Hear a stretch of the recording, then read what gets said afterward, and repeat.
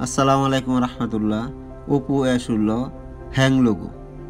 এই হ্যাং লোগোটা বেশিরভাগ সিপিইউ আইসি থেকে আসে, বা আমি যতগুলা ফোন কাজ করছি সবগুলা ফোন আমি সিপিইউ আইসি থেকেই আমি কাজ পাইছি যে এইগুলা সমস্যা সিপিইউ আইসি থেকেই হয়। এখন আমি সরাসরি সিপিইউ আইসিটা খুলবো, প্লাস রিবোলিং করব, প্লাস ওটা আবার নতুন করে লাগাবো। লাগানোর পর দেখতে পারবেন যে আসলে হ্যাং লোগোটা কি সিপিইউ আইসি থেকে হয় নাকি অন্য কোনো আইসি থেকে এই হ্যাং লোগোটা আসে। এই ফোনটা আগেও দেখা হয়েছে, যাই হোক এখন ওইটা বড় বিষয় না। বড় বিষয় হলো কাজ, যে আমি কাজ করতেছি, কাজটা কি আমার যে টার্গেট, এই টার্গেট অনুযায়ী কি কাজটা হয় কি না। আমি বেশিরভাগ এই আইসিগুলা কাজই করি, এই আইসি থেকে বেশিরভাগ সমস্যার সমাধান হয় আমার।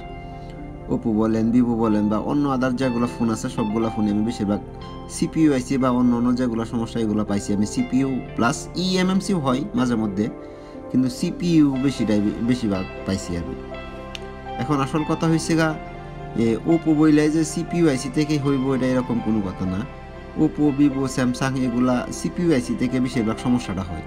পোকোগুলো তো আর বলার কোনো ভাষা নেই, বা ওটা বলতেই হয় না। সবাই সচরাচর যারা টেকনিশিয়ান আছেন, যারা নতুন আছেন তারাও জানে, প্লাস হলো যারা পুরাতন বা সিনিয়র যারা আছে তারা তো জানেনি, ওরা তো আর বলা যায় না। যারা নতুন তাদের জন্য আমার এই ভিডিওটা।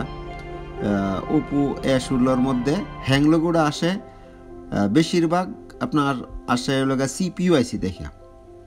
তাই আমি সরাসরি সিপিইউ আইসিটা মাদারবোর্ড থেকে তোলার পর আবার রিবোলিং করব। রিবোলিং করার পর আমি আবার এটা বসাবো। বসানোর পরে দেখবেন হ্যাং লোগোটা থাকে কিনা এটা দেখতে পারবেন, এবং সম্পূর্ণ ভিডিওটা দেখুন, আমার সঙ্গে থাকুন, এবং ফুল ভিডিওটা দেখলেই বুঝতে পারবেন হ্যাং লোগো কোথায় থেকে আসে, বা হ্যাং লোগোটা আমি যা কাজ করলাম ওটাকে চলে গেছে কিনা, বা এখন পর্যন্ত আছে কিনা ওটা দেখতে পারবেন, সমস্যা নেই। আমি যেটা রিবোলিং করতেছি এটা হলো সিপিইউ আইসি, ওইটা আমি রিবোলিং করব। রিবোলিং করার পরে সেট আপ দেবো, তারপরে আপনারা দেখতে পারবেন যে হ্যাং লোগোটা সিপিইউ আইসির মধ্যেই ছিল।